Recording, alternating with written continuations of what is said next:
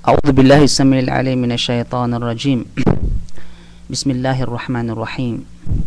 الحمد لله الذي كتب الفناء على كل شيء واستثنى البقاء لوجهه ذي الجلال والإكرام، فقال كل من عليها فان ويبقى وجه ربك ذو الجلال والإكرام. أحمده حمدا يليق بجلاله، خلقنا ورزقنا وهدانا النجدين وبين لنا حقيقة الحال والمآل، فبين حقيقة الدار التي نحن ساكنوها والدار التي سنؤول إليها أعظم بيان، فقال اعلموا أنما الحياة الدنيا لعب وله وزينة وتفاخر بينكم وتكاثر في الأموال والأولاد كمثل غيث أعجب الكفار نباته ثم يهيج فتراه مصفرا ثم يكون خطاما وفي الآخرة عذاب شديد ومغفرة من الله ورضوان وما الحياة الدنيا إلا متاع الغرور. والصلاة والسلام على خير من أقبل بقلبه وعمل على الدار الباقية مدبرا عن الدار الفانية قائلا كن في الدنيا كأنك غريب أو عابر السبيل، صلى الله عليه وسلم تسليما مزيدا ما تعاقب الليل والنهار في الدار الفرار إلى يوم القرار. ورضوان ربي على صحابة الغر الميامين الذين فقهوا الدنيا والدين فلمضوا الأولى وأقبلوا على الأخرى، ثم تبعهم على هذا الفقه التابعين الذين ضربوا أروع الأمثلة المقتدين لسان حال أحدهم يا قوم إنما هذه الحياة الدنيا متاع وإن الآخرة هي الدار القرار. ثم أما بعد، السلام عليكم ورحمة الله تعالى wabarakatuh. Lahat ng papuri at pasasalamat ay para lamang sa dakilang tagapaglikha, walang iba kundi ang Allah subhanahu wa ta'ala. Purihin natin ang Allah subhanahu wa ta'ala na kung saan nagbigay sa atin ng biyaya, naggawad sa atin ng buhay at kukuha sa atin ng buhay pagdating ng ating kamatayan. Ako'y sumasaksi na walang ibang Diyos na dapat sambahin maliban lamang siya, at ako'y sumasaksi na si Propeta Muhammad ay kanyang sugo. Insyaallah, sa mga oras na ito ating ipagpapatuloy ang ating talakayan. Ang kaluluwa o tinatawag sa English the soul. Sa Arabic termino na ang original na ito ay walang iba kundi ang al-ruh wan nafs. So inshallah sa talakayang ito bibigyan natin ng diin o kahulugan. Ano ba ang pagkakaiba ng ar-ruh wan nafs? Bagamat ito ay naririnig natin palagi ang word na ito dahil ito ay minsan familiar na sa anumang lahi na kanyang kinabibilangan, ruh o di naman kaya yung nafs, ay ano ba ang pagkakaiba nito at ano ang mga kahulugan nito? Ang salitang Arabic na ruh o kaya an-nafs ay maaaring ipakahulugan sa Tagalog na kaluluwa, sa English soul, at maaring ang isa ay panghalili sa isa, gayon din naman ng isa. Ating sisiyasatin ng pino ang pagkakaiba nito pagdating sa kahulugan at paggamit ng bawat salita insyaallah. Dahil dito, pananatilihin natin ang pagbanggit ng orihinal na salita nito para sa paglilinaw. Anong orihinal na salita? Yung ruh wan nafs.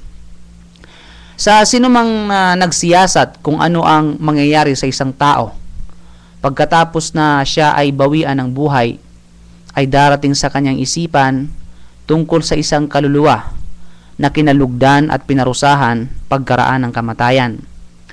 Maaaring itatanong niya sa kanyang sarili, ano ito? Ito ba ay may taglay na hitsura na tulad ng kanyang nalalaman o naiisip na anumang hitsura? Ito ba ay bahagi ng katawan o iba bukod pa sa katawan? Kung ito ay ibabukod pa sa katawan, saan naman sa bahagi ng katawan naman ito nanatili? Ito ba isang nilikha? Isang kaluluwa lang ba ang meron sa isang katawan o meron pang iba? Ang kaluluwa ba ay mamamatay? Papaano? Saan sila mananatili sa barzakh? Batid ba ng mga kaluluwa ang mga pangyayaring nagaganap sa ibabaw ng mundo habang sila ay nasa barzakh? So ito yung mga katanungan na maaari niyang itanong sa kanyang sarili. Sinabi ni Sheikh al-Islam Ibn Taymiyyah sa aklat na pinamagatang Risalatul Aql wal Ruh, Majmu'ur Rasail al-Muniriyah, Syarh Aqidati at-Tahawiyah, ang kaluluwa na nagkokontrol sa katawan ng isang tao na kung saan iiwan niya ito sa oras na dumating ang kamatayan, ang tawag dito ay ruh, na kung saan ito yung kaluluwa na iniihip sa kanya noong siya ay 40 araw sa loob ng sinampupunan ng kanyang ina. At kapag ihiwalay na ito sa oras ng kamatayan, ang tawag dito ay an-nafs. Sa sinuman ang nagbigay ng pagkahulugan sa pagitan ng ruh, inibang ruh at ang nafs, na ito ay magkahiwalay, sila ay nagkamali. Sa sinumang pinag-aralan ng mabuti ang mga tekstong ating nabanggit mula sa mga hadith at Quran sa mga nakaraang lecture, ay kanyang maunawaan na ang nafs ay ito yung sinukop ng mga anghel at kanilang dinala pa itaas papunta sa kalangitan. At pagkatapos, ito ay kanilang ibabalik sa katawan at tatanungin, pagkatapos paparusahan sa sinumang karapat-dapat na parusahan at gagantimpalahan sa sinumang karapat-dapat. At matatawag din na ruh kapag ito ay dadalhin mula sa kanyang katawan sa sinusundan ng mga mata, na tulad ng nabanggit sa maraming hadith. Itong mahiwagang buhay o kaluluwa, na kapag ito ay humihinga pa ang tao, na ibig sabihin, buhay at ang pagkawala nito ay nangangahulugan ng pagkamatay, ay tinatawag din itong ruh at nafs at the same time. Hindi rin ito nangangahulugan na ang dalawang salitang ito, ruh at saka nafs, ay hindi na maaring panggamit sa ibang bagay. Pwede rin panggamit sa ibang bagay. Sabi ni Sheikh al-Islam Ibn Taymiyyah, ang salitang ruh at nafs ay taglay nito ang maraming kahulugan. Maaring ipakahulugan ng ruh sa hangin na pumapasok at nananatili sa loob ng katawan ng isang tao, o isang hangin na nananatili sa loob o sa sulok ng puso sa pamamagitan ng valvula o valve tungo sa mga ugat.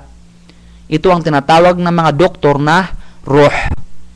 Bakit sinabi ni Sheikh al-Islam Ibn Taymiyyah?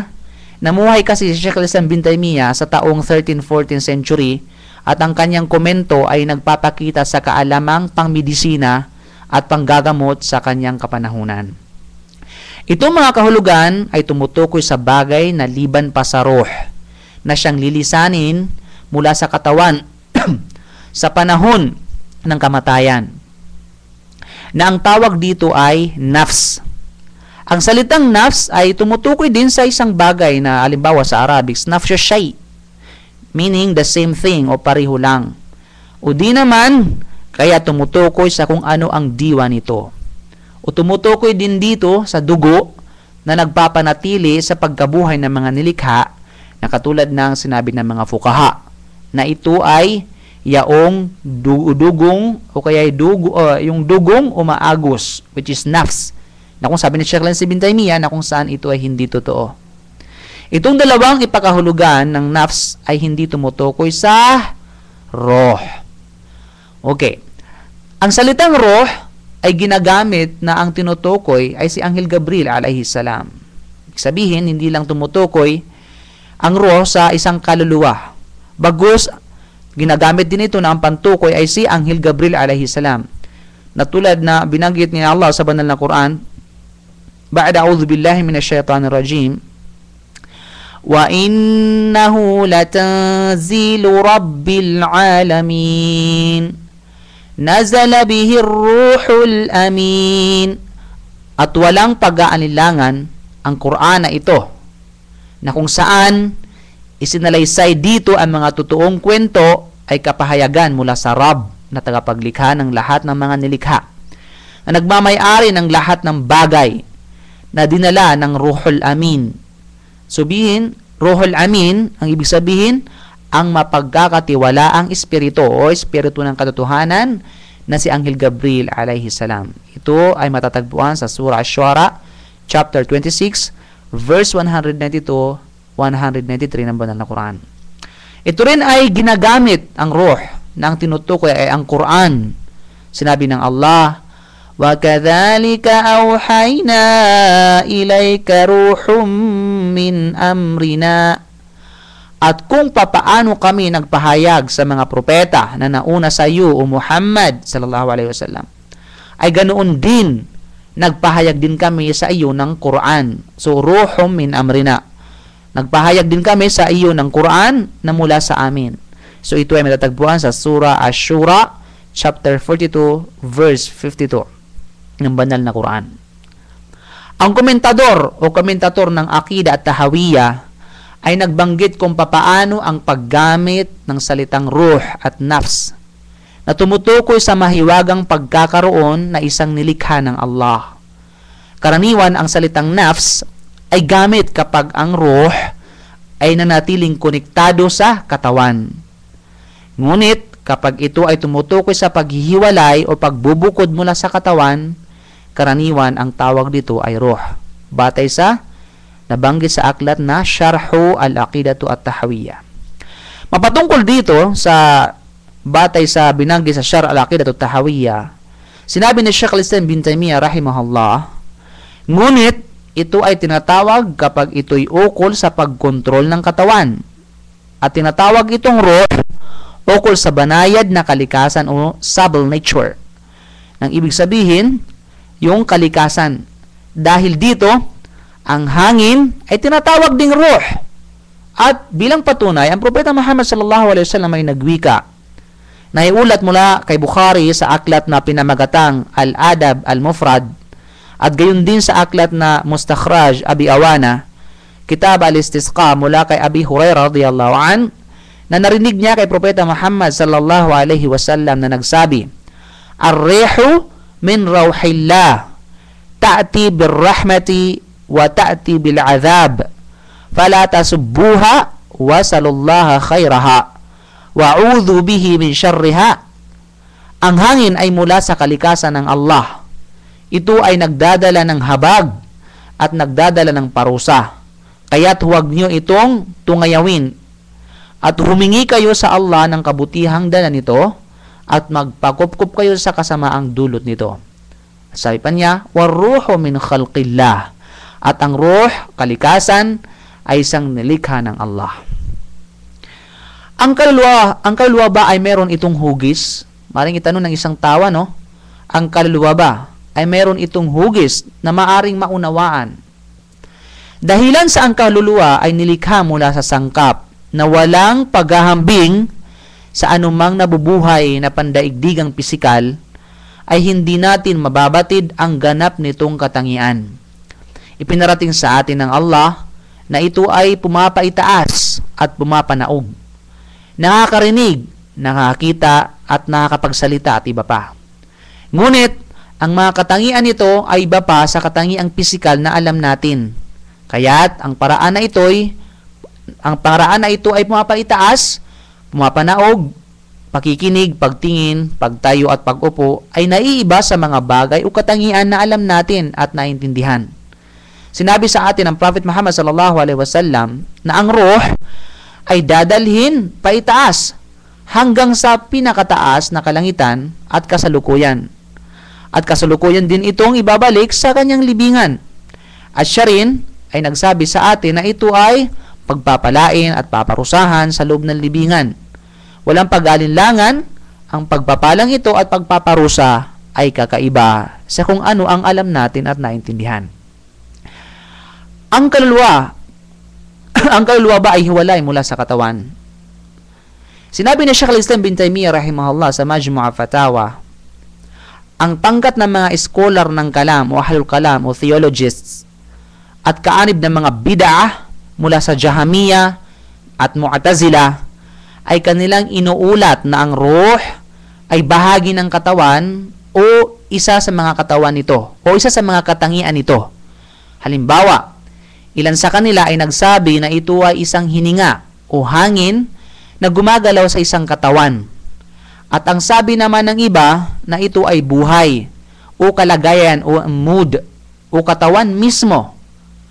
Ayon sa aklat na Majmu'a Ar-Rasail Al-Muniriyya Ar-Risalat Al-Aql War-Ruh, sabi dito, ang mga hindi huwirang kaisipan o philosophers ay kumikilala na ang nafs ay mananatili kapag ito ay nilisan mula sa katawan. Ngunit kanila itong inilarawan ng maling pagtatangi. Kanilang ipinahayag na kapag ito ay lumisan na sa katawan, ito ay magiging lohika o reason.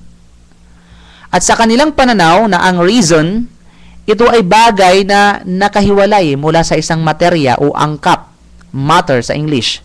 Ang ibig sabihin ng matter sa kanila when it comes to philosophy, meaning konsepto ng paniniwala na pinanggagalingan ng anumang nabubuhay at anumang may kaugnayan sa isang materya o angkap. That is the matter. Sa kanilang pananaw, ang materya ay isang katawan at ang reason, ito ay ang malayang buhay na kung saan hindi maaaring ilarawan na ito ay gumagalaw o nakapirmi at kung saan ito ay hindi nagbabago kailanman mula sa isang kalagayan papunta sa ibang kalagayan. Nakapapakagulo ng kahulugan ng mga philosophers. Lahat ng mga grupong ito ay lantad ang kanilang pagkalito sa kanilang mga sinasabi patungkol sa ruh. Karamihan sa scholar ng kalam o ahlul kalam, mga theologist, ang mga bid'ah na nagsasabi na ang ruh ay siyang buhay o kalagayan o mood o mismong katawan ay kanila ding tinanggihan ang parusa o pagpapahirap sa loob ng libingan at ang kanilang sabi na walang ruh na maaring pagpalain o papahirapan sa barzakh pagkatapos ng kamatayan. Sa gayon, kanilang tinanggihan ang mga teksto mula sa Quran at sa Hadith na nagpapatunay sa bagay na yaon. Ang mga philosophers na naghayag na kapag ang kaluluwa ay lilisan na sa katawan, ito ay magiging reason.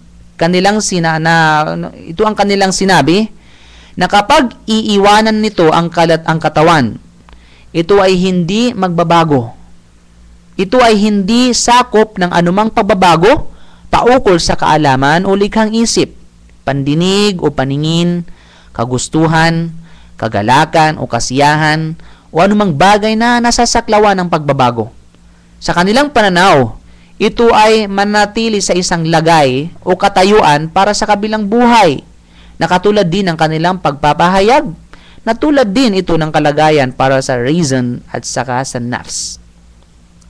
Ayon kay Sheikh Al-Islam bin Taymiyyah sa Majmu'a Fatawa, isa sa mga grupo ng philosophers ay kanilang inakibat sa mga katangian na pagmamay-ari ng nag-iisa na tulad ng sinabi nila, tiyak at laging buhay, walang iba kundi si Allah. May mga ibang mga philosophers na kung saan umamin na ang Allah subhanahu wa ta'ala ay tiyak at laging buhay. Ngunit ang kanilang mga sinasabi ay mga bagay na natatangi lamang sa hindi umiiral. Kanilang sinabi na ang ruh ay wala sa loob at wala sa labas ng katawan. Ni hindi siya bukod mula sa katawan at hindi rin ito kasama. Ni hindi rin ito gumagalaw o nananatili at hindi rin ito pumapaitaas at pumapaibaba. Ni hindi rin ito isang pisikal o metaporiko. Ang dahilan kung bakit nagkamali ang mga grupong ito dahil sila ay umasa lamang sa kanilang sariling pakatwiran at pamantayan na kanilang ginagamit sa pagsasaliksik ng mga bagay na hindi nakikita o unseen, ilmul ghaib. Tinanggi ng unang grupo na ang kaluluwa ay nabubuhay ng bukod sa katawan, na kung saan ito ay ang pagtanggi sa mga tekstong mapananaligan o mutawatir at hindi pagtanggap sa sandigang pang-Islam. Ang mga ligaw na mga philosophers at sa sino mang sumusunod sa kanilang maling paniniwala ng walang kaalaman ay kanilang pinaninindigan na ang kaluluwa ay nabubuhay na ito ay hiwalay sa katawan. Ngunit, dahil sa ang ruh ay hindi magkapariho ng kakanyahan o personalidad tulad ng katawan at hindi anyo ng magkaparihong elemento o kombinasyon ng magkaibang elemento, kaya't ito ay ibang personalidad o kakanyahan na kung saan iba sa mga kasangkapang pisikal. Sadyang napakahirap ito para sa kanila na ipaliwanag o ilarawan at nabigo ang kanilang kasabihan o pagpapahayag sa paglalarawan nito. Ngunit ang Allah, alhamdulillah, ang kataas-taasan, ay kanyang ginabayan ang sinumang tumugon sa kanya at sa kanyang propeta sallallahu alaihi wasallam. At sila ay naniniwala at nananampalataya sa kung ano ang kanyang sinabi sa kanila. Batid nila na ang ruh ay ito ay isang nilikhang buhay na kung saan kaibang anyo o kakanyahan sa katawang pisikal. Ito ay isang kahangahangang liwanag ng buhay na kung saan ito'y napakagaan, buhay na buhay at gumagalaw.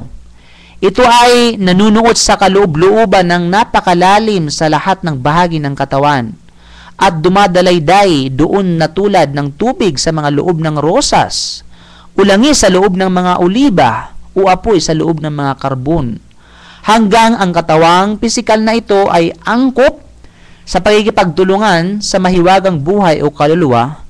Ang mahiwagang buhay o kaluluwa na ito ay mananatiling nakakabit sa katawang pisikal at magbibigay ito ng kakayahang makaramdam, gumalaw at iba pa. Kapag ang katawang pisikal naman ay hindi angkop dahilan sa sakit at iba pa, ay wala na itong kakayahan pang maimpluwensyahan ng mahiwagang buhay o kaluluwa. At pagkatapos, ang ruh ay lilisan mula sa katawan at aalis para sumama na ito sa mundo ng mga kaluluwa. At ang pananaw na ito ay sinang-ayunan ng magiting na scholar na Sheikh Ibn Qayyim na estudyante ni Sheikh al-Islam bin Taymiyyah. At siya ay nagsabi, ito ang tamang pananaw sa bagay na ito. Alinmang pananaw ang bukod dito ay walang katotohanan. Ito yaong tinukoy ng Quran at Sunnah at gayon din pinagkasunduan ng mga salaf o ijma' at batayan ng tamang katwiran at sentido komon. At siya ay nagbanggit ng 15 halimbawa ng pagpapatotoo, dalil, at kanyang pinatunayan na ang pananaw ni na Ibn Sina, Ibn Hazm, at katulad nila ukol sa kaluluwa ay huwad. Ang komentong ito na sinabi ni Sheikh Ibn Qayyim ay matatagpuan sa kanyang aklat na Ar-Ruh. Sa buong panayam na ito, inshallah, ating babanggitin ng matindi ang mga batayan o dalil na magpapatunay na ang kaluluwa, isa itong malaya o kaiba sa katawan, na tulad na lamang sa sinabi ng Allah sa banal na Quran. Bismillahirrahmanirrahim. Allahu yatawaffal anfusa hina mautiha wallati lam tamut fi manamiha والتي لم تمت في منامها فيمسك التي قضى عليها الموت إلى آخر الآية. Ang Allah subhanahu wa ta'ala, siya ang kumukuha ng mga kaluluwa sa oras ng kamatayan. Sa oras ng kamatayan ito. Na ito ay ang tunay na kamatayan bilang kamatayan na katapusan ng buhay dito sa sandaigdig.